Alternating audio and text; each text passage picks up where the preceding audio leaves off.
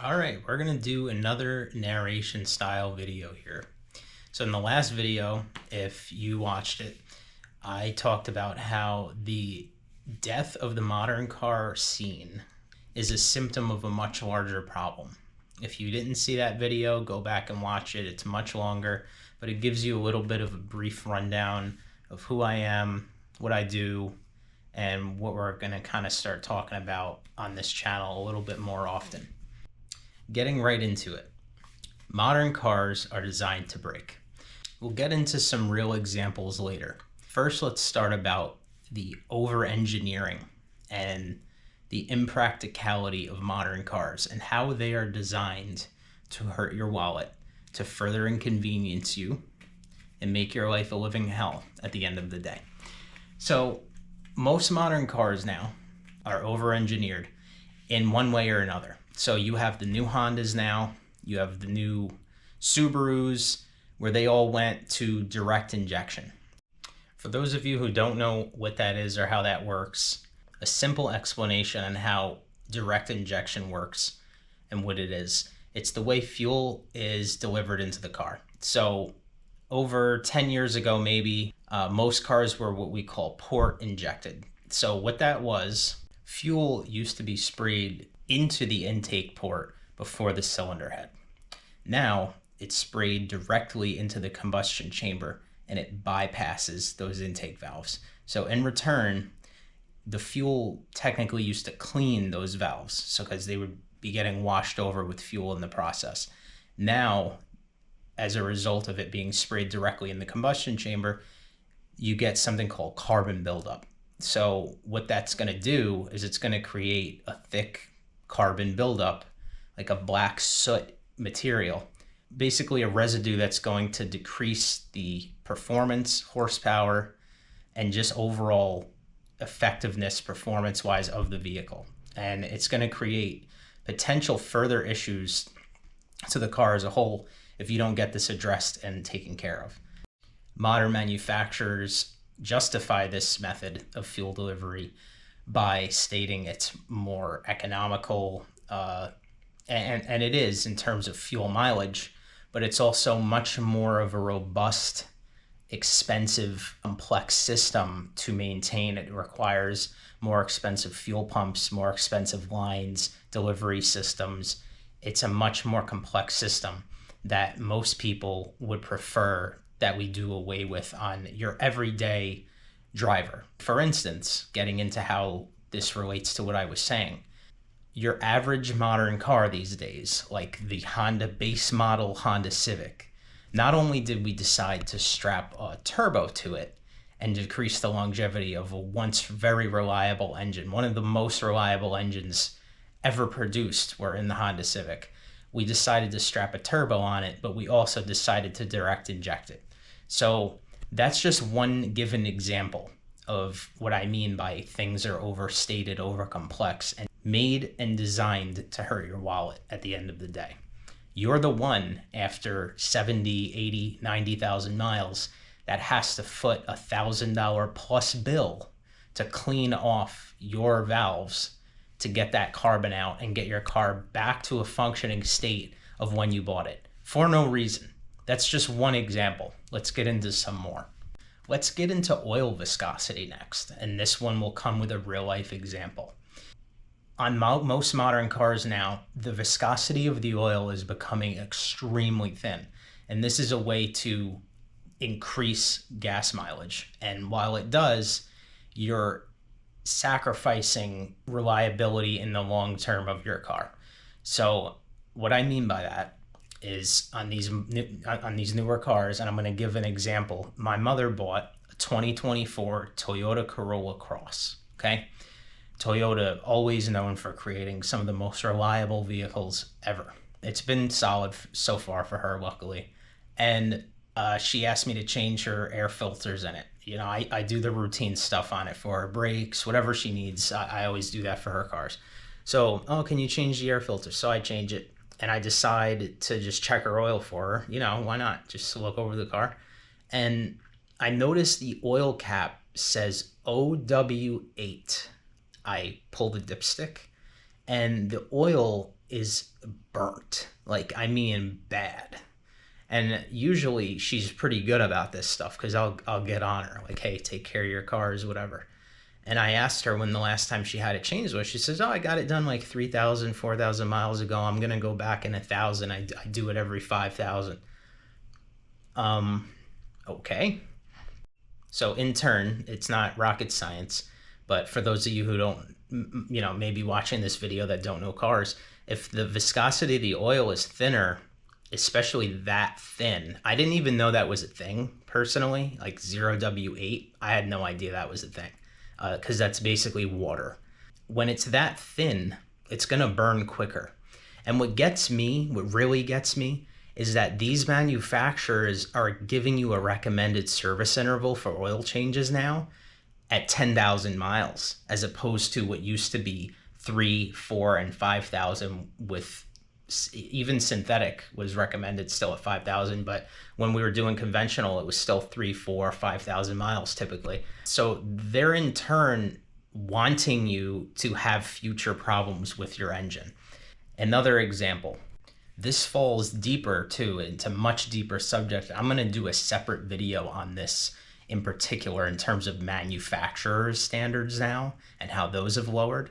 But an example that correlates to this is I have a friend who is a master tech for Dodge, and he goes through the training courses. Obviously, they're mandatory for some of them.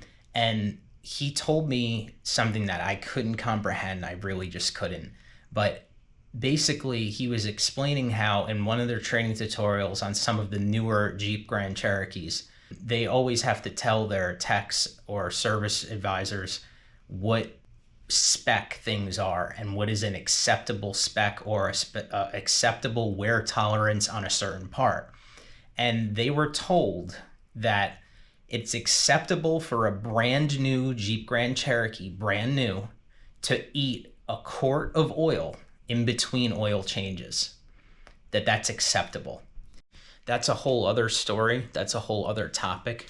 But that's just a very good example of some of the shit that I hear and some of the nonsense that these manufacturers are pushing and peddling as the new norm. I know we've heard that term before. All right, let's get into my last example, which is my favorite example as an electrical nerd. So I'm going to get up for this one. As you can see, I'm no stranger to electrical work. I have no fear of it. I'm one of those weirdos that actually loves doing it. Before I did what I do for a living now, I was deeply into building systems, digital print systems specifically, and servers. And what I did was I worked for a company that built everything in-house, and we sold very high-end digital printing equipment and servers. And we made everything in-house when it came down to the CAN bus. We programmed the PLC once everything was built, once everything was up. We built harnesses with Molex connectors, whatever. I mean, it was just a plethora of stuff. Motherboards, we built everything in-house from scratch. We soldered it, programmed it, whatever the application was, we did it. So I have a solid background and knowledge of electrical stuff. I have no fear of it, unlike a lot of mechanics. So, and I'm not a mechanic at all, to be honest with you. I'm a hobbyist. I've never really worked as a mechanic by trade. So either way, this is like most modern techs and mechanics' biggest beef with the modern car world. And I have mixed views on it because, for one, I think if you're a mechanic and you're truly a good tech or a mechanic, you really should hone your skills and not fear electrical work and kind of dive further into that and maybe get a little bit more of a better understanding of how things work and learn to not fear it, because it is part of a car. It's been part of a car forever. But on the other hand, there is a huge difference between your simple electrical diag work and locking a car entirely, making it dependent upon dealership only service. And that is what most people, most techs, most mechanics now are complaining about, because it is hurting the small average Joe shop owner that is not a dealership. So what's happening is on most modern cars now from, and this, I'm going to go back further because this really started at the turn of the century after, maybe 2000 to 2005 and onward till now.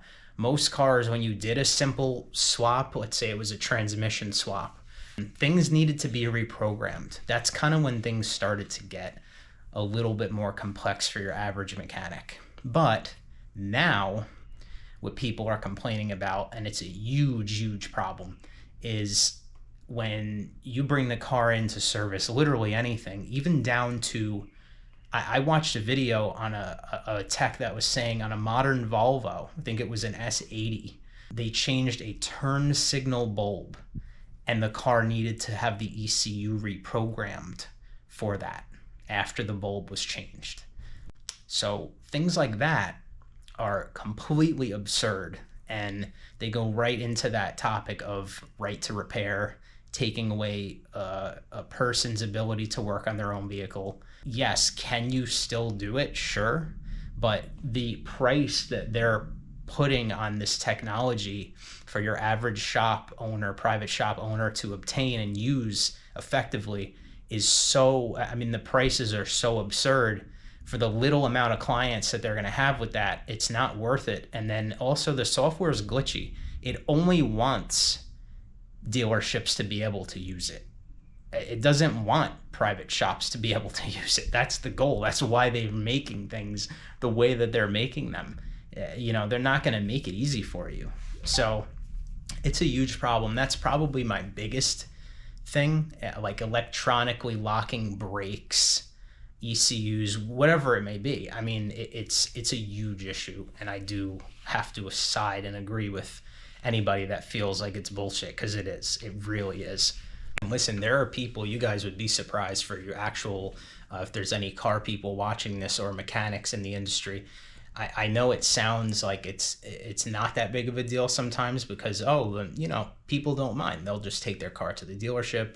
I see it all the time. Half my customers want to take their car to dealership for maintenance.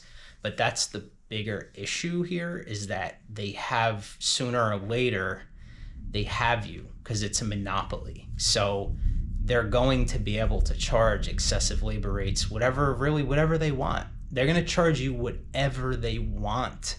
There's nothing you can do about it. So that's where this becomes a bigger issue. It's like we're just in the beginning phase of this in the last 3 to 4 years now, maybe. This is starting to become an issue, but it's going to get exceptionally worse. Like, it's going to get a lot worse than it is now when that starts to be a thing and this truly becomes a monopoly where you can only have things serviced in one spot. So that's just something to keep in mind. I think this is going to be the end of this video for now. I could go on about this for forever, and I don't want to do that. So I think in the next video, we're going to get into a little bit more on my industry, being in the warranty industry, and how it directly relates to manufacturer stuff, specifically, making it harder for people like me to do my job and making it a lot more difficult and a larger disservice to the customer, more importantly, when they keep changing manufacturer specs and tolerances to their new acceptable rates. So I think we'll get into that in my next video whenever that drops. But for now, thank you guys for watching. I hope you enjoyed. Have a good one.